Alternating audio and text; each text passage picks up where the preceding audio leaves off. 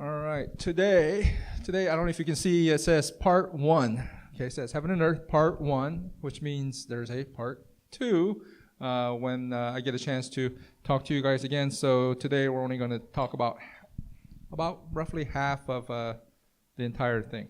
Okay, so heaven and earth. Today's, as you saw in the bulletin, today's Bible verse is Genesis 1:1, right?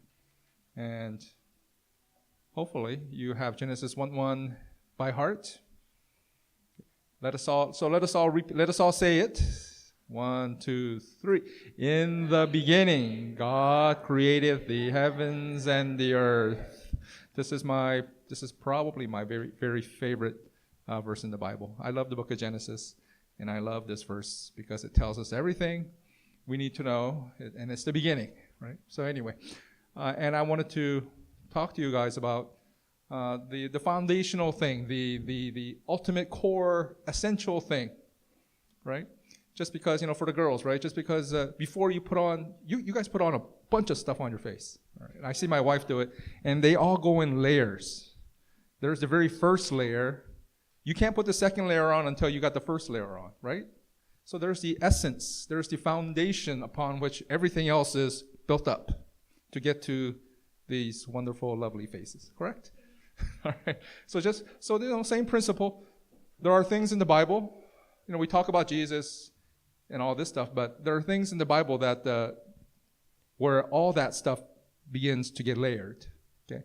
And whenever I talk about layers, I can't help but I think most of you guys, a few of you guys were alive, but most of you guys maybe not. Have you guys watched Shrek? Okay. Ogres have layers. Okay. All right. Bible has layers. All right. So this is the very first layer. This is the very first layer of the message in the Bible, and you can't get any further down than the very first verse of the book. Okay, Genesis 1:1, right? And so that's where we are heading today. So let's go to the second slide, please.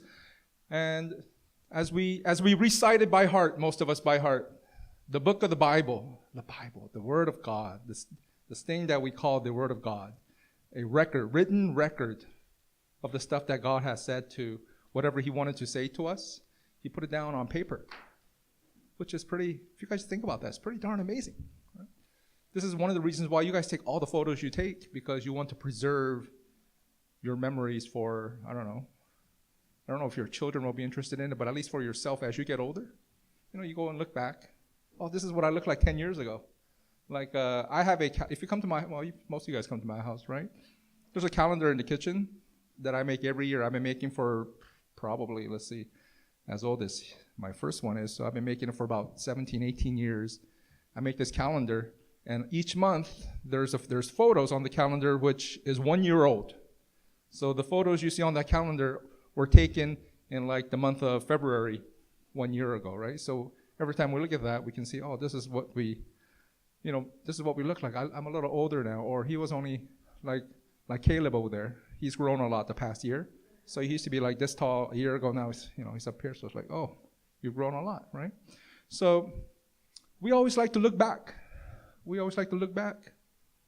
And so I wanted to bring your attention to the beginning. In the beginning. All right. Some of you guys, if you're anything like one of my kids, you go to school and you go, why do I learn this stuff?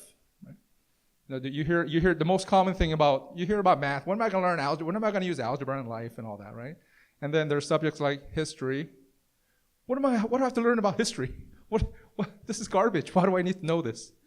I have this conversation with one of my sons. One of them, I won't tell you which one, but I have this exact conversation with him at least once a year for probably the last 5 years. Why do I have to learn history? All right. So because human beings, we like to go look back. We like to go back and look. You have a beginning, and you celebrate it every darn year. Okay. I think we call it out when it's your birthday and stuff, right? And sometimes sometimes you guys have parties and stuff, and you celebrate your beginning, okay, however long your beginning is. My beginning is, this will be my 50th beginning, okay? All right, your beginnings are 12, 13, 14. Your older ones here, 18 years, right? But we like to go and look back at our beginning all the time. That's something human beings like to do. So I'm not going to ask you why you like to do that, but the very first verse in the Bible points to that beginning. Not your beginning, but the ultimate beginning of our, what we call reality, right? But anyway, so I'm not going to go too deep there before I put you to sleep, so let's not do that. But one thing I want you to be aware is that the Bible was written by people thousands of years ago. Okay, people who didn't have internet, people who didn't have Instagram, people who didn't have a ballpoint pen or even a pencil, right? They used some other stuff. Right? Talking about people thousands and thousands of years ago, right? Oftentimes we think of people who are older, even like our parents, to be a little dumb, okay? To be less smart than us. We know more than them. We know better than them, right? And we're talking about people who wrote this stuff down, not 10, 20, 50 years ago like your parents, but thousands of years ago. How smart could they be? Well, they had this. They had this in their thought, right? So in the beginning, God created the heavens and the earth. They had this idea that whatever that beginning was, whenever that beginning was, whether it's, 6,000 years ago, or what's the current science theory now? Is it only 4? It changes every time. So, yeah. When I was in school, it was way smaller number than that, right? But whatever that number is, right? The ancients, these people from long time ago, knew this, that God was before that. Okay, you get that? So whatever's, or I think the current theory in the world is the Big Bang, right? That's when everything began. Well, before the Big Bang, there was God. And that's what the Bible verse right here is telling you. What is that? Well, what is that? Well, so why do we care about that? Well, what that means is God is a little different than you and me. You get that? God is a little different than you and me. He's actually not only much bigger, but he is beyond you and me. We exist in time. Like, I came into existence about 50 years ago. You came into existence 14 years ago? Lena? You're not 14 anymore? Oh, no, your brother is like 14, 15. So you're old. I didn't realize that. You guys, because I've seen you guys, some of you guys, like when you're like really little, so mentally, I haven't done the increments yet, so I still think you're the age when I first saw you. Right? But we haven't been around very long, okay? But God is like way beyond that. God is capable of, and we sang some of the stuff today, his love is unrelenting. How unrelenting is your love? I'm going to pick on my son again because I live with him, and so I see their life all the time, right? So I saw one boy whose love for a particular group. Oh, now you gave yourself away. His one desire and love for a particular group was crazy. He was crazy, right? But then even that passion, I saw that it only lasted about 4 months before his heart moved on to the next big thing. Right? But God's love, his unrelenting love, it's been going on for thousands and thousands. However long human beings have been around, however long you've been around. And Bible actually tells us his love was like from the beginning. Actually, at this time right here, he saw all of us, and his love started then. So, are you capable of that? Probably not. Like my love for my wife, as much as I love my wife, didn't start until 1995 when I first saw her, right? I didn't know her before, so my love couldn't start before that. And my sons, I didn't even know. Did I ever tell you guys the story? I hated little kids, okay? I hated little kids. When I think it was your last time I talked about this. You got all excited. I didn't like little kids. This is why I never did Sunday school, and I refused to do a Sunday school because I just didn't like little kids. And so when we were expecting the older boy right there to be born, I was worried. Suppose I hate this kid like I hate every other kid. Every other little kid I find to be very annoying. Just go away. Okay?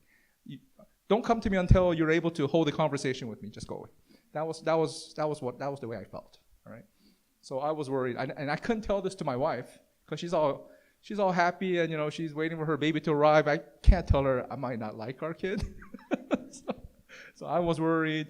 I didn't know whether I was going to like him or not until October 16th, 2000, the day he was born. Until the moment he popped out into this world, I was unsure about what my reaction would be. So my love for him started October 16th, year 2000. All right.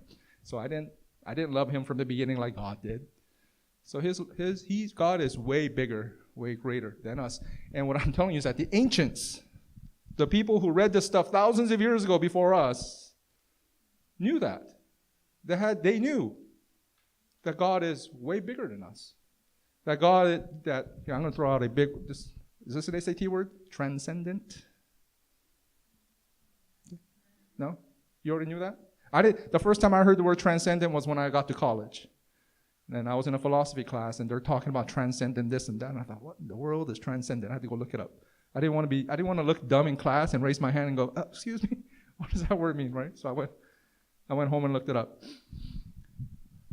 The ancients knew that God was and is and will be always transcendent. That's who he is. Transcendent means he's beyond our reality. He's beyond us. Not just, and I'm not talking about, we come in different sizes, right? I'm an X large. All right, some of you guys are extra smalls, right? I'm bigger than you. No, that's not, and I would not describe myself as being transcendent over you. That's not the scale we're talking about here, right? When we say God is transcendent, he's beyond what we might imagine. And I know for you guys, you're looking for that girl with that transcendent beauty. That beauty that just makes your jaw drop and go, oh, and you see the light behind her head flashing, and I mean that exists. I tell you that exists because I found such a person and I'm married to her now, right? That exists, but you have to look pretty hard. But God's transcendence, when we say God is transcendent, we're talking about we have a beginning, but God does not. Can you imagine what that is? My mind just kind of blows away. I get blown sometimes when I think about that, and I just tell myself, let's just stop. I can't explain it. I just know that that's the way it is. And the ancient people, thousands of years ago, knew that because they knew that all of reality, this world, me, everything in it, even the stars, they have a beginning. And yet, God is the one that put all those things in place in the beginning. So that means God is beyond that. That's mind-blowing. And the ancients knew that. Do you appreciate that? Can you appreciate that? They had this view of reality that there is God, there is us. Okay? We're on earth, so God created the heavens and the earth, right? So God created everything. Here we are on earth. Oh, by the way, there's one thing you're ahead of in terms of your knowledge when it compares to the ancients. I'm just telling you something that they knew that you may not have, but there's one thing you're ahead of, and that is, I hope, and maybe I shouldn't take this for granted because there still are people who think the earth is flat. Do we have any flat earthers here? Really?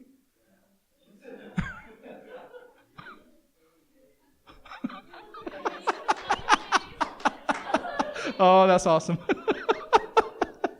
All right, well, back then, the ancients thought the earth was flat. Can't blame them too hard for that, right? And God was above that. Okay, we're on earth, God is not. That was their view.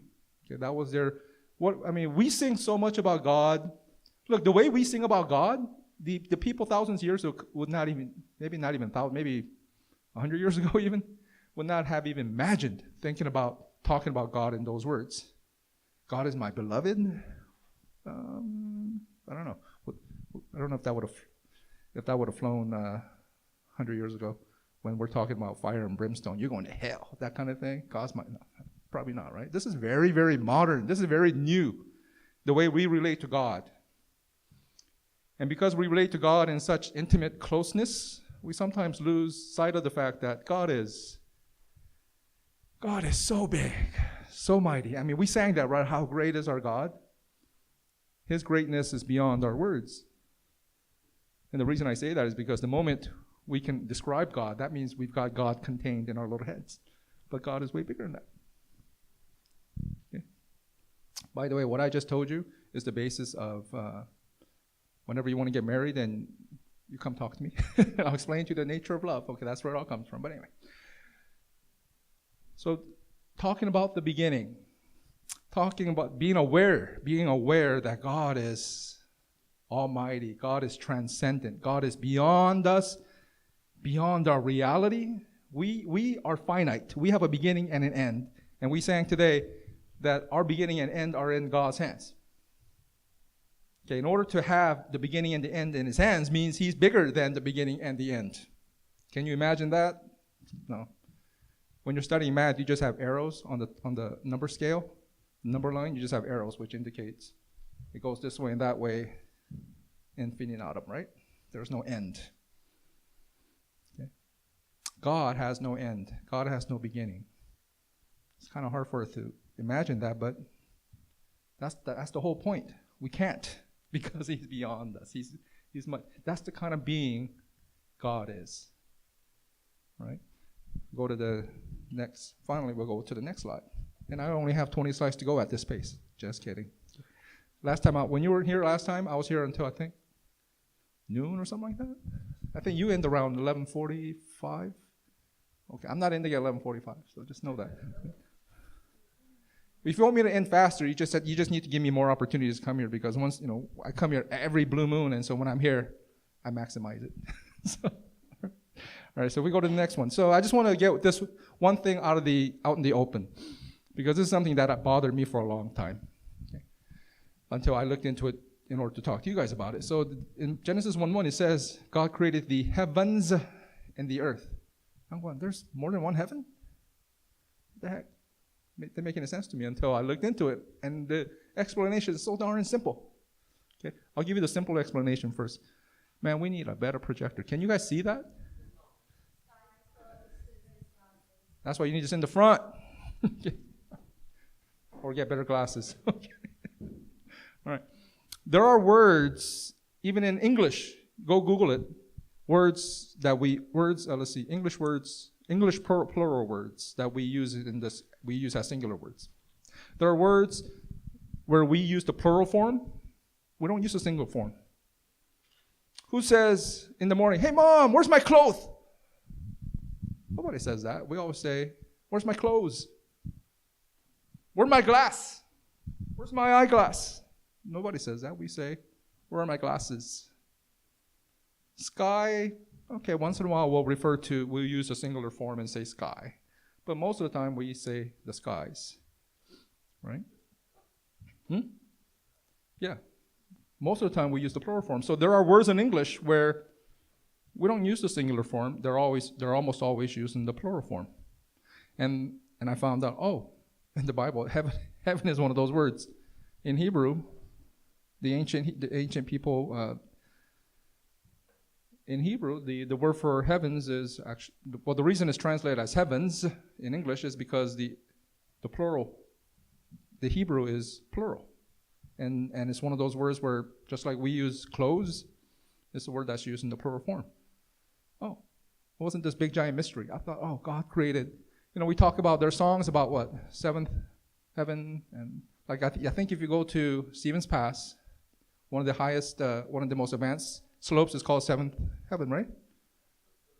I've heard that, so I've never gone there. I took that advice and have not gone beyond Brooks. Okay, but we talk about seventh heaven.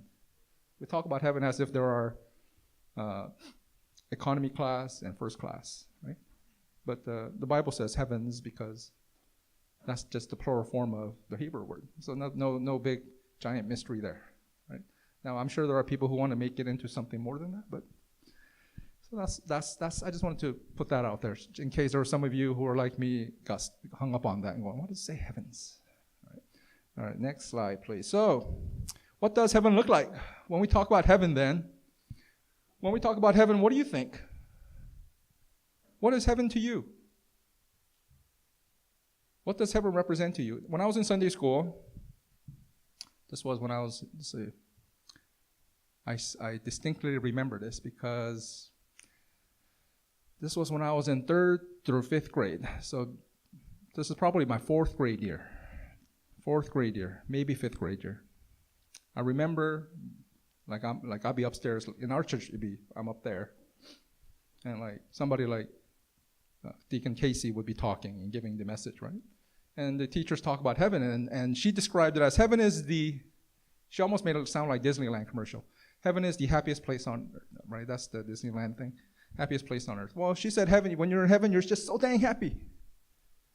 And I may have told you this before, and I thought to myself as a 4th grader, what in the world would make me so happy all the time?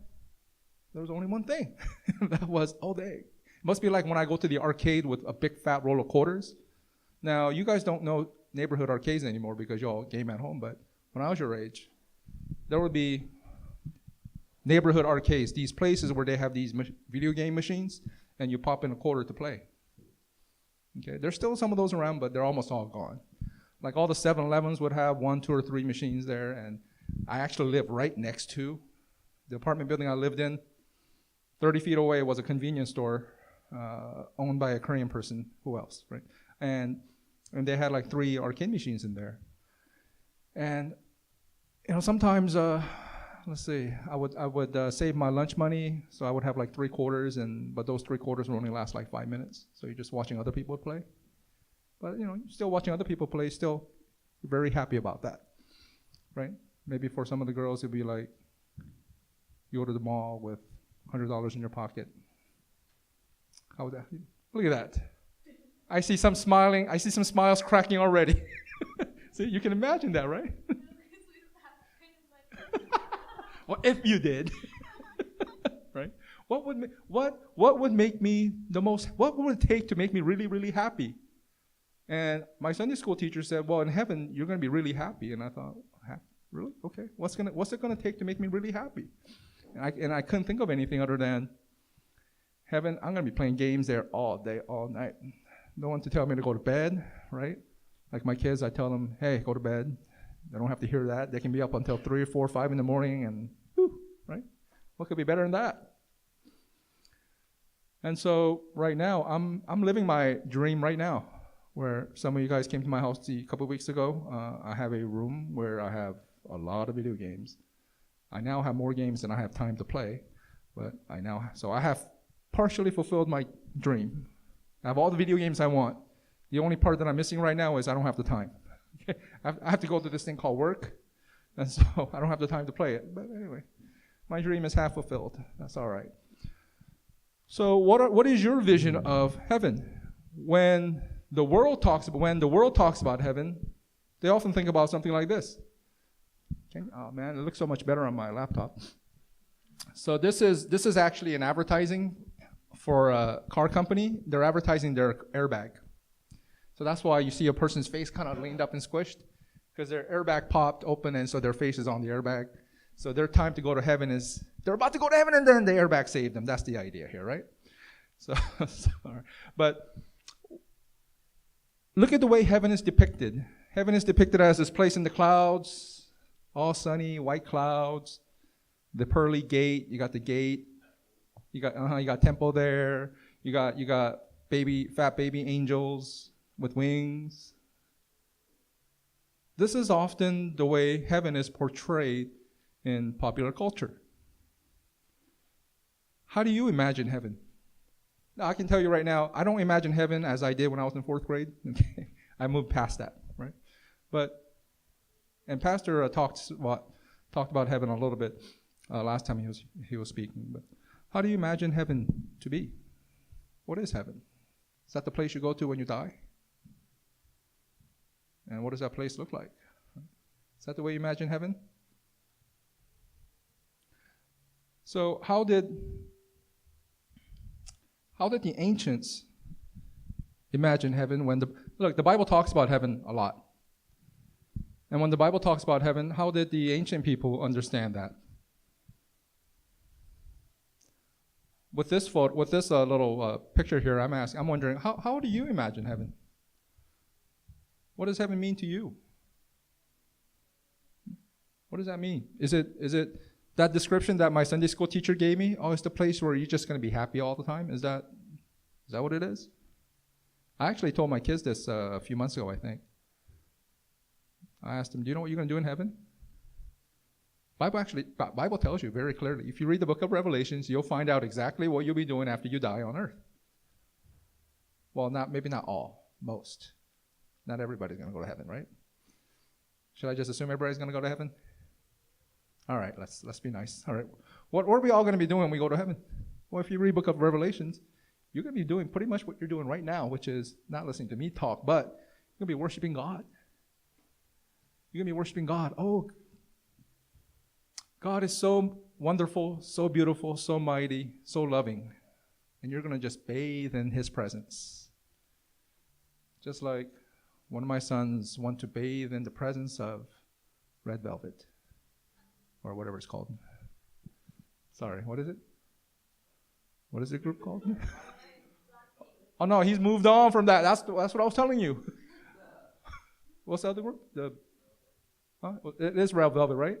But whenever I think red velvet, I'm thinking chocolate cake, so I can't help it.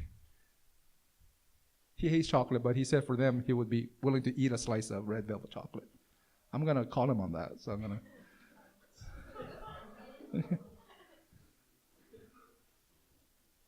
But when you love somebody and you're in their presence, you just feel good and you feel happy. Right? When you go to heaven, we're all right now getting training to do what we're going to do when we go to heaven, is to worship him. Because it's going to be so good. So good. Because I can tell you right now, playing video games all the time is not so good. Because when I see my sons, when they lose, they get angry. All right? There's no anger in heaven. Right? There's no room for that. And so I practice some of that by, my wife and I would just kind of hang out sometimes together. Like, it snowed, right? So we didn't go anywhere. We just stayed at home. But sometimes we just lay in bed and I have my tablet, I have my iPad, and I'm watching YouTube videos on video games. What else? And my wife is watching some Korean thing on her iPad, and we're both in bed. We have our individual tablets, and we're watching different things, but we're enjoying each other's presence. That's love. We don't have to be outside doing something together, interacting all the time, but just being in someone's presence. Okay. Now you're too young to understand that yet, but mature love is what that looks like. Okay? And when you go to heaven, that's going to be like that. But how did the ancients who had an understanding of God as somebody who was transcendent understand heaven? And when I say transcendent, I mean they believed that if they saw God, what would happen to them? Do you know? I see that. Yeah. They thought if they saw God, they were going to die. We sing things like, I want to see you. No, you don't, is what the ancients would tell you, because you're going to die. Right? That was their belief. So our belief is so dang different. So how did these people perceive heaven? Probably a little bit different from us. So let's take a look. I won't spend too long on this, but if we go to the next slide there, it's all words. So click once. So first, if you look in the Bible and the word heaven appears, sometimes it's used like in Genesis 1:1, where it's talking about the sky. The skies. We're on earth, and then there's the sky, right? So sometimes it's used in simple terms like that. Other times, click. The word is they use that word as referring to the place where God is. I can tell you God is not living with me in my house, right? Where is God? Where's God? Where is God? Can you answer that question? Where is God? How do you answer that question? Where is God? Well, they said he's in heaven. That's the place God hangs out. That is God's space.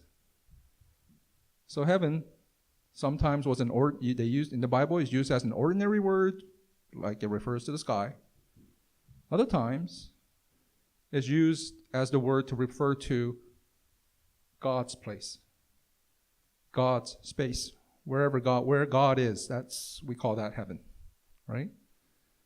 And then there's other times, click once more, there are other times when the word is used to contrast God's place with our place. We're on earth. God's in heaven, right?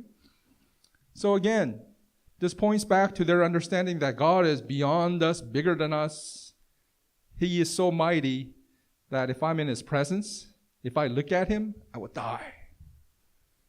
All right, so the closest analogy we can get to something like that is like the sun. If you look at the sun, what's going to happen to you? You're going to go blind. Literally, you'll go blind. If you stare at the sun, you're going to go blind. Is that bad? No, that's the way the sun is. The sun is just being sun. The sun is doing sun. Okay? He's doing him, you do you, he do him, right? The sun is doing whatever the sun does. Is that bad? No, that's just the way it is. Right? If you get really close to the sun, if you go into outer space and you get really close to the sun, what's going to happen?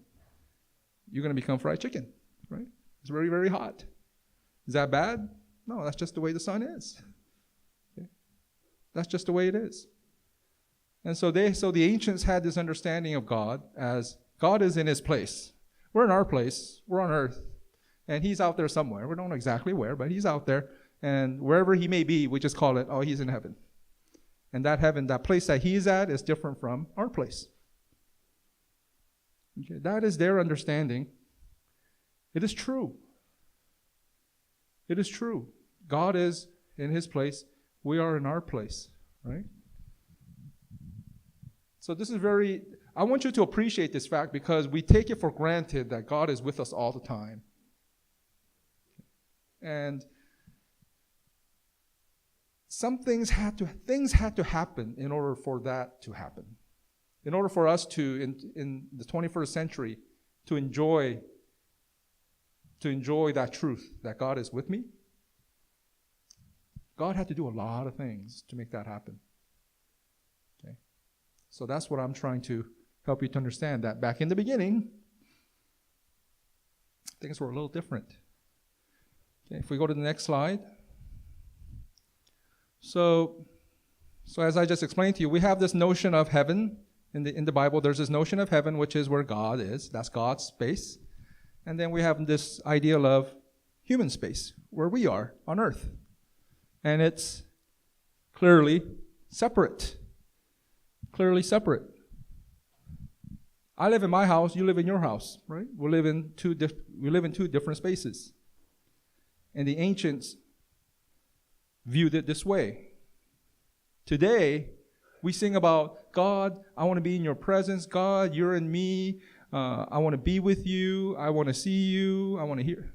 I mean, we talk in language that just would have been mind-blowing to these people ages ago.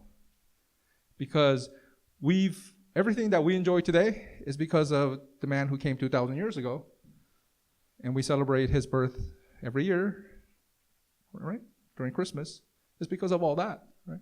I'm trying to take you to the stuff that happened before that, before he came, to help us to enjoy all that we enjoy today. So before that happened, the ancient people had a little bit different life. I mean, I could tell you something stupid, something as dumb as or simple as, like my wife told me this. My father was blown away by witnessing my interactions with my kids.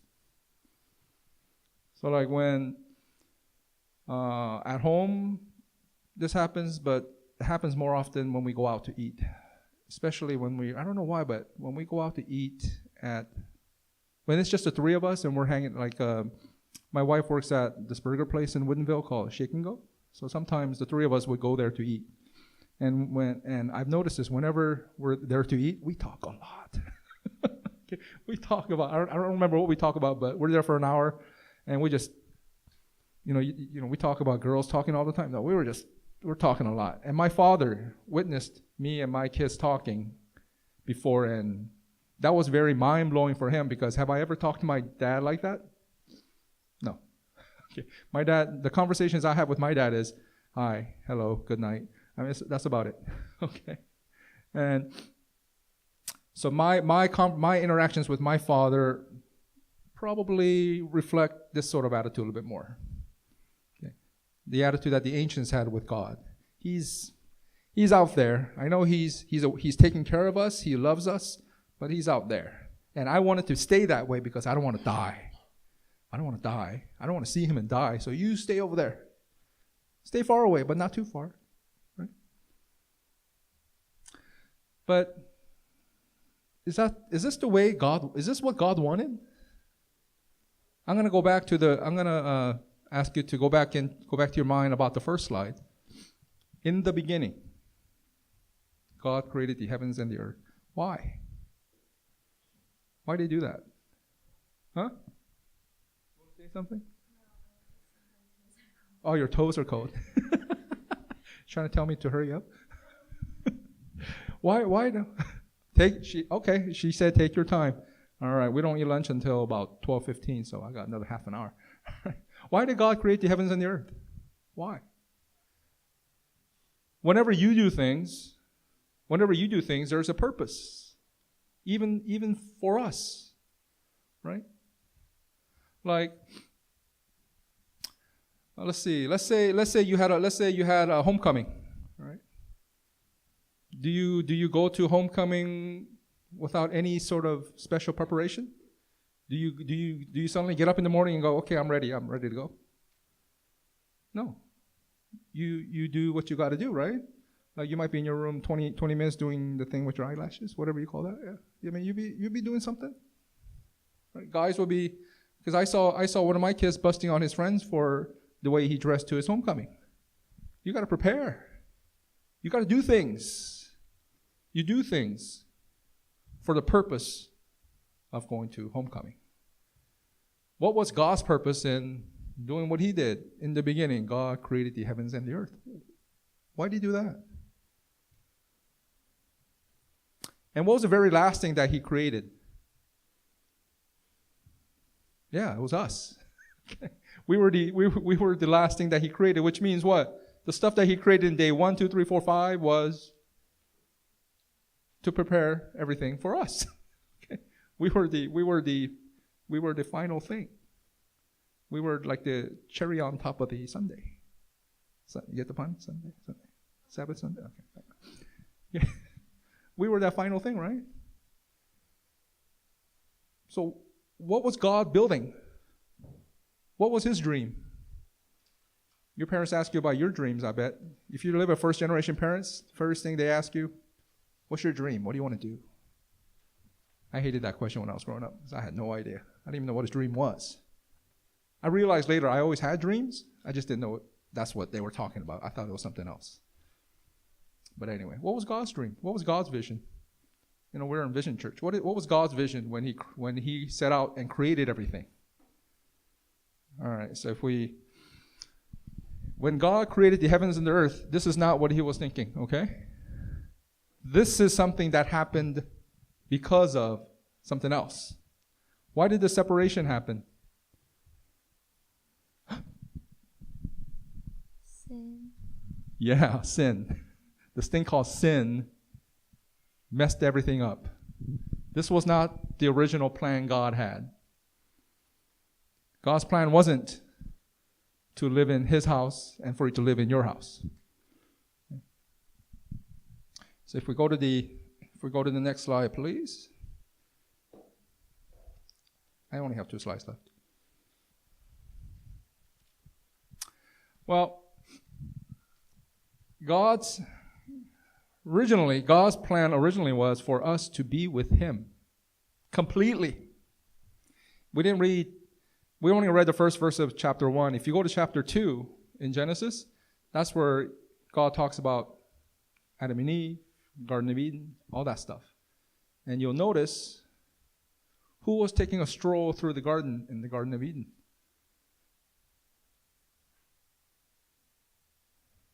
Huh? Who was in the garden? God. Oh, dang. Adam and Eve were there and God was there. But God's place and human place, God's space and human space were one and the same. But because of sin, we got separated from God. But then God decided what?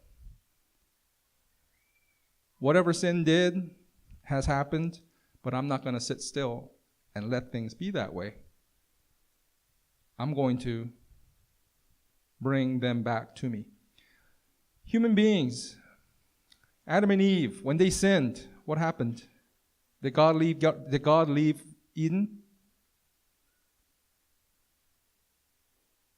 Who left?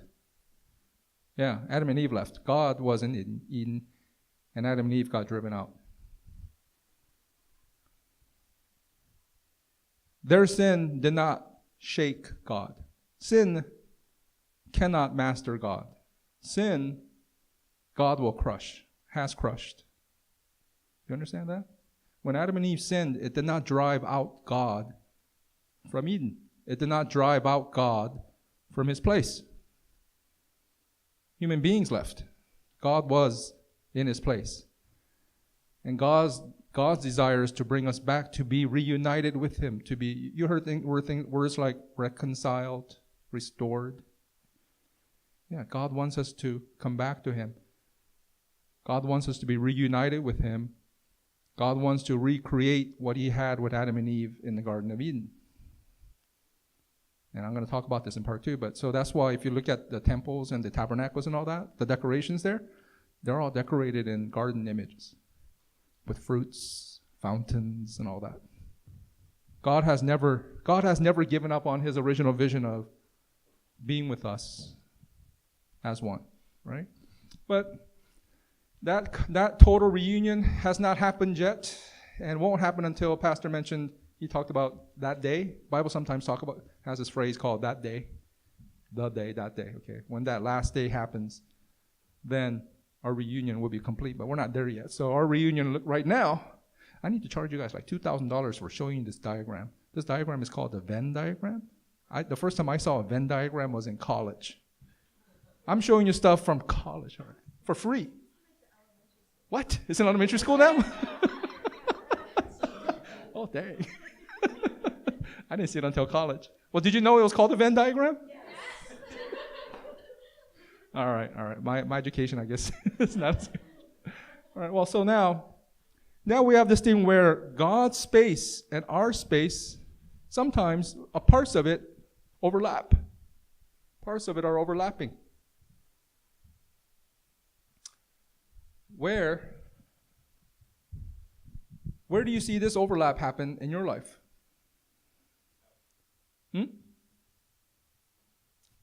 Where do you see this overlapping of where you are and where God is? You're in the same place.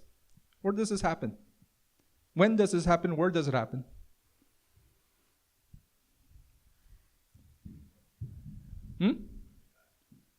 Yeah, when you die, but while you're here, while you're alive, it won't?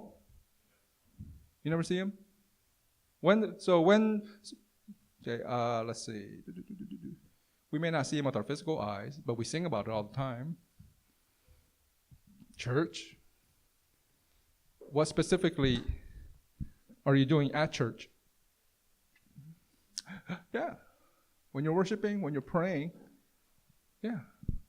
When you're worshiping, when you're praying, when you're praising, that's when God's space and our space overlap and we are together.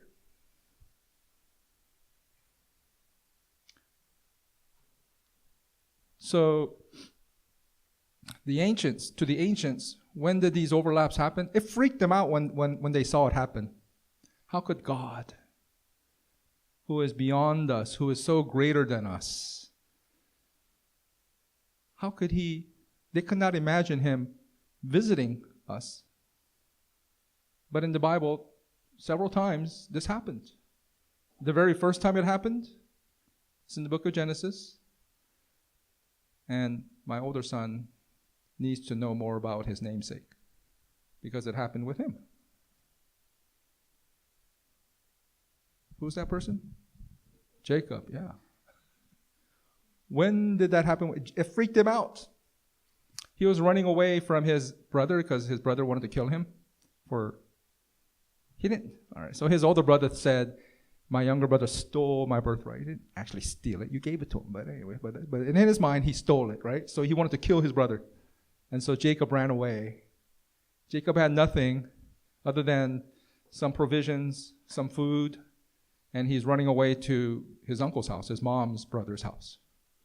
And one night, he's sleeping out in the desert. You think he was scared? I mean, Pastor talked about when he was out, when he dropped off that girl at 11 o'clock at night. Not all of you heard that story, but he dropped off a girl during a snowstorm at 11 o'clock at night and didn't get home until 6 in the morning. You think he was a little scared? Probably. And he was inside a car. Here's Jacob just with his walking stick. And he's sleeping underneath the stars. You think he was a little scared? Probably. And then the extraordinary thing happened. You know what Jacob saw, Jacob?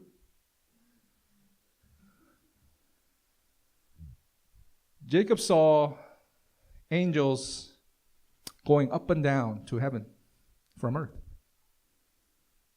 And no, it's not a ladder. Okay, a lot of people call it Jacob's ladder. It's not a ladder. But anyway, he saw angels going up and down from earth to heaven, heaven to earth. And he saw God. He saw the presence of God. He woke up from his dream and he freaked out. I did not know this was your space. Sorry. And to quote Sam, my bad, is what basically Jacob said, right?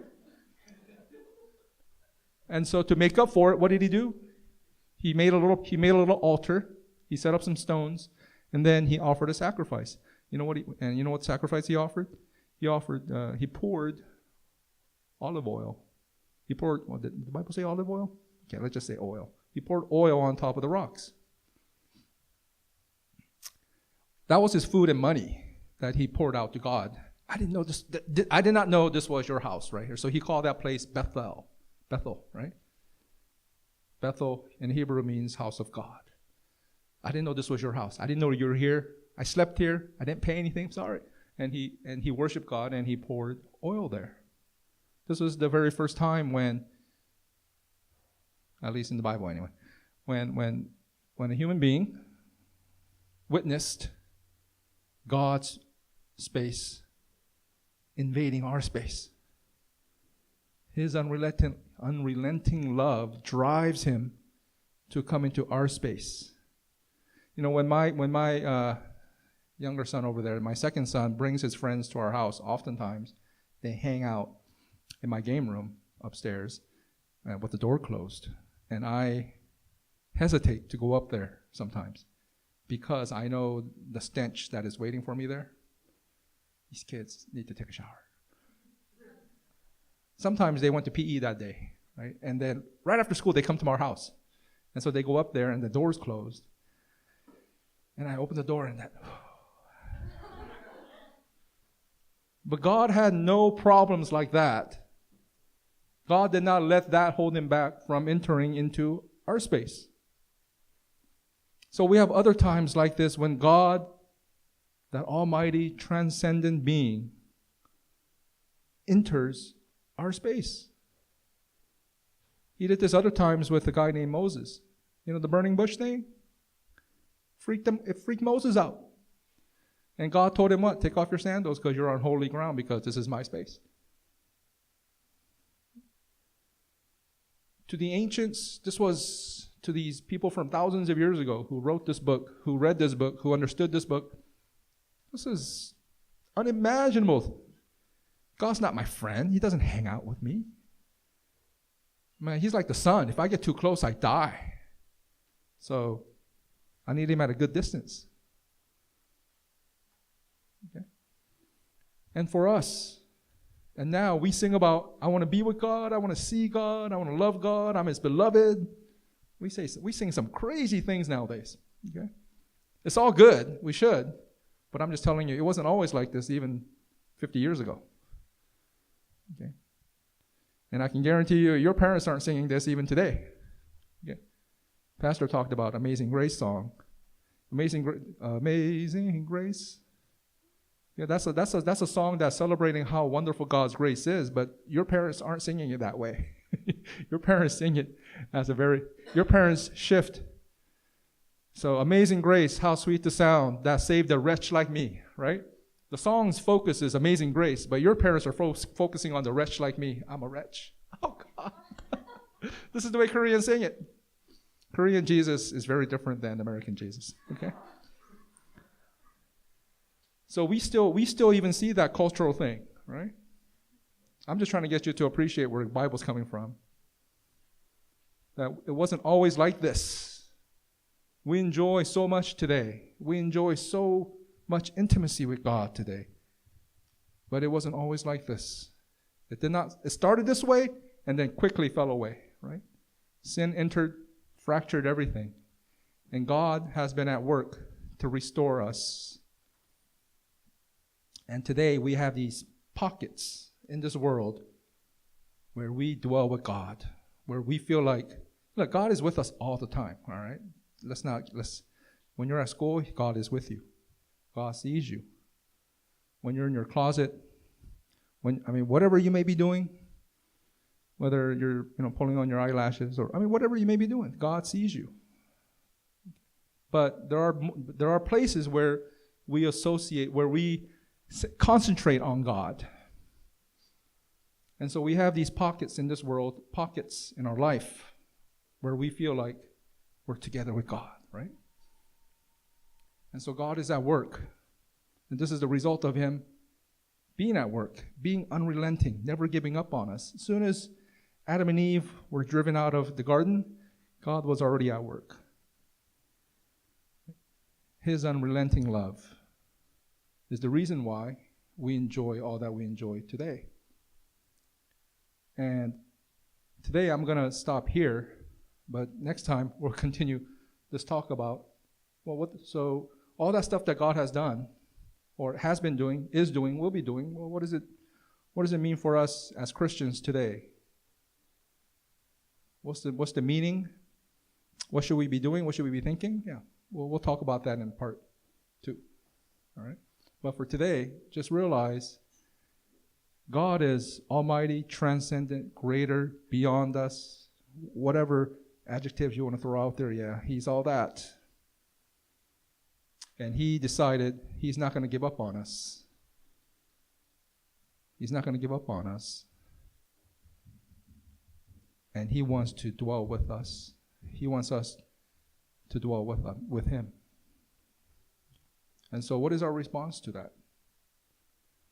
What is our response to that? Are we only going to dwell with Him when we're at church and worshiping?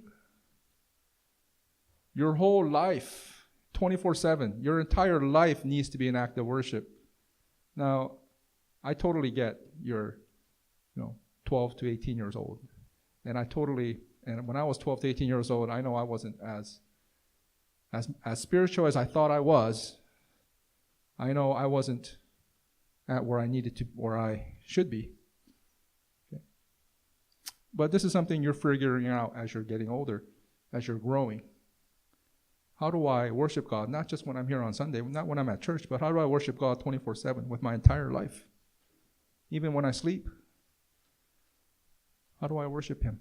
How do those things become acts of worship? Okay.